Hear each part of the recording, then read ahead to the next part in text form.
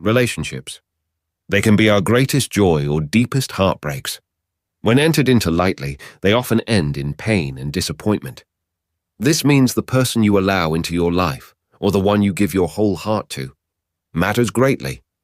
However, before rushing headlong into commitment, there are a few vital things you must do to avoid future heartbreaks. In this video, we'll explore 5 crucial things to consider before jumping into any new relationship. Let's dive right in. Number 1. Heal from your wounds. This might surprise you, but a vast majority of people who rush into relationships today are carrying a lot of garbage and wounds from their past. In fact, some use new relationships as a way of escaping from their past wounds. One of the most important things to do before committing to a relationship is to heal from all your past wounds. This might be difficult, but you have to do it. These scars could be from family issues, your upbringing, past environment, or former relationships. For example, if you didn't receive affection from your father growing up, you may desperately chase male validation. Without inner healing, you'll transfer childhood wounds onto your partner. Or if you went through a nasty divorce, lingering hurt and distrust can obstruct intimacy in your next relationship. Subconsciously seeking the love and security you missed as a child, you will end up transferring past hurt into her marriage. Another example is if a man grew up with an abusive mother or never saw a healthy mother-son bond modeled for him. This will shape an unhealthy view of women that isn't dealt with.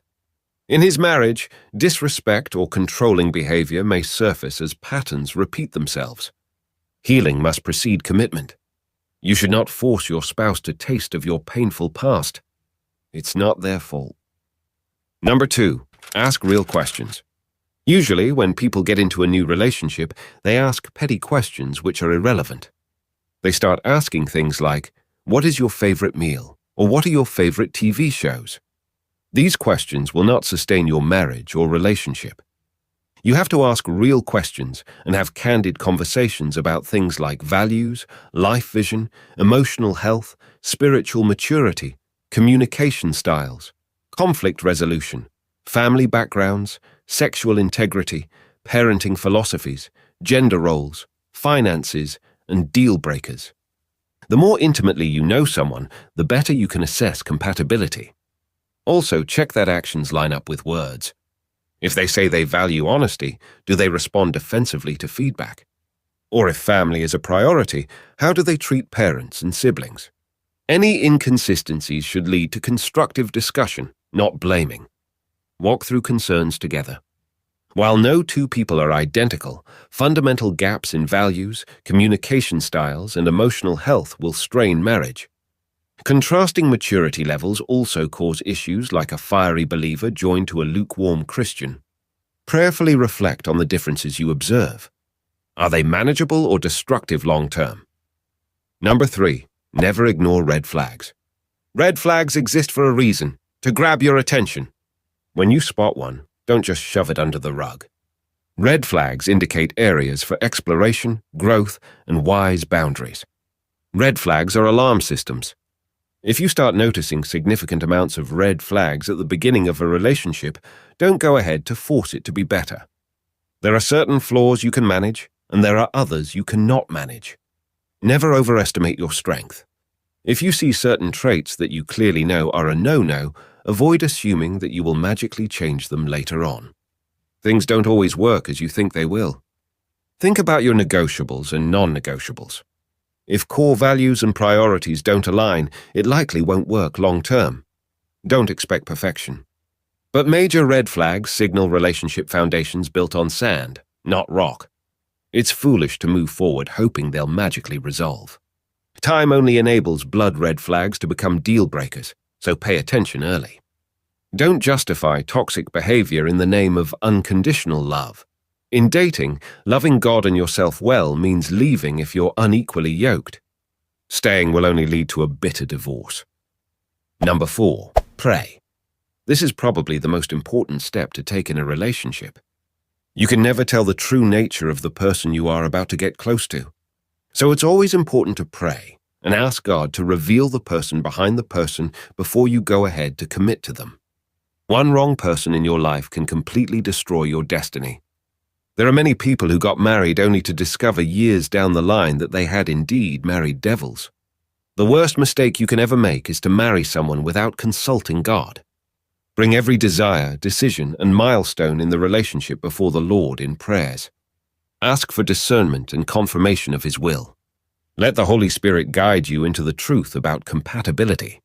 Bathe every relationship in prayer. And I mean every aspect, from first meeting to marriage vows. Start by asking God to order your steps and guide you to His best. Specifically, ask the Holy Spirit to reveal the heart, motives, and compatibility of anyone pursuing your attention. Feelings cloud discernment, so pray for clarity and confirmation over time. Don't move forward based on intense attraction alone. Let patience and prayer unveil the truth. Along the journey, continually bring decisions, desires, and concerns to God. Should you pursue exclusivity after several months of dating? Seek God's direction. Wondering if you're forcing a fit because the clock is ticking? Lay that anxiety before the Lord. Prayer invites divine order and alignment. And if things progress to engagement, absolutely bathe wedding preparations in prayer. But don't just generally ask God to bless the big day. Pray over every detail. Who should be in the wedding party?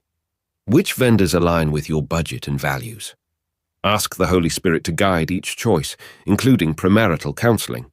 Surrounding a relationship with prayer sets up healthy patterns for the long haul too.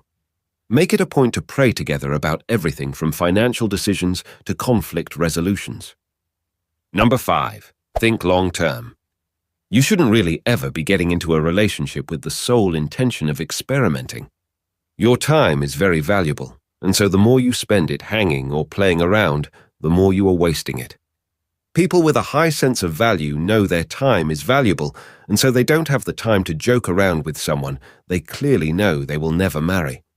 What doesn't build you will destroy you. Of course, only the Lord knows what the future holds. Relationships have seasons. But envision long-term fruit with each one. Does this person spur you closer to Jesus? Do they complement your calling and strengths? See every encounter as preparation for the lasting harvest God envisions for you in His perfect time.